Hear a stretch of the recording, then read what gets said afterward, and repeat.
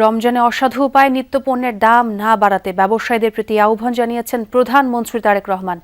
রাষ্ট্রীয় অতিথি ভবন যমুনায় এতিম, আলেম উলামা ও মাশায়েখদের সম্মানে আয়োজিত ইফতার মাহফিলে এই আহ্বান জানান তিনি। বলেন, জাকাত ব্যবস্থাপনাকে আরও কার্যকর ও লক্ষ্যভিত্তিক করতে প্রতি বছর পর্যায়ক্রমে ৫ লাখ পরিবারকে জাকাত দেবে সরকার। শনিবার রাষ্ট্রীয় অতিথি ভবন যমুনায় এক ইফতার আয়োজনে এসব কথাই জানান প্রধানমন্ত্রী তারেক রহমান।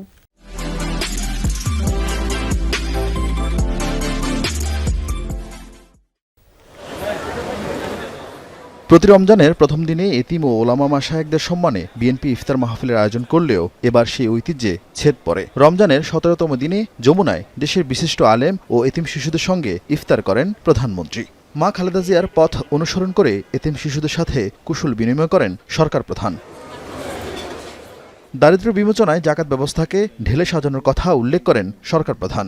বলেন, প্রতি বছর হতদরিদ্র ৫ লাখ পরিবারকে ৫০,০০০ থেকে ১ লাখ টাকা জাকাত দেওয়ার চিন্তা করছে সরকার।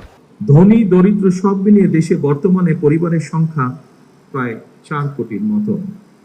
এসব পরিবারগুলোর মধ্যে যদি দরিদ্র কিংবা হতদরিদ্র পরিবারগুলোকে চিহ্নিত করে প্রতি বছর পর্যায়ক্রমে ৫ লক্ষ পরিবারকে আমরা ৫০,০০০ টাকা থেকে ১ লক্ষ টাকা জাকাত দিতে পারি, আমি ব্যক্তিগতভাবে বিশ্বাস করি এসব পরিবারগুলোর মধ্যে বেশিরভাগ পরিবারগুলোকে হয়তো পরের বছর আর জাকাত নাও দিতে হতে পারে। এ সময় রমজানকে লাভ ও লোভের মাস বানিয়ে মানুষকে কষ্ট না দেওয়ার আহ্বান জানান প্রধানমন্ত্রী। রমাদান মাসকে আমাদের ভেতরে কেউ কেউ লাভ লোভ মাস হিসাবে বানিয়ে ফেলে।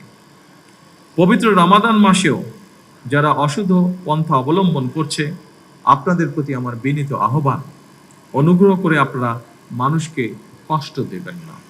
জনগণের কল্যাণে সরকারের প্রতিটি কর্মসূচি ঠিকভাবে বাস্তবায়নে সৃষ্টিকর্তার কাছে দোয়া প্রার্থনা করেন তারেক রহমান। আরেফিন শাকিল, যমুনা নিউজ, ঢাকা।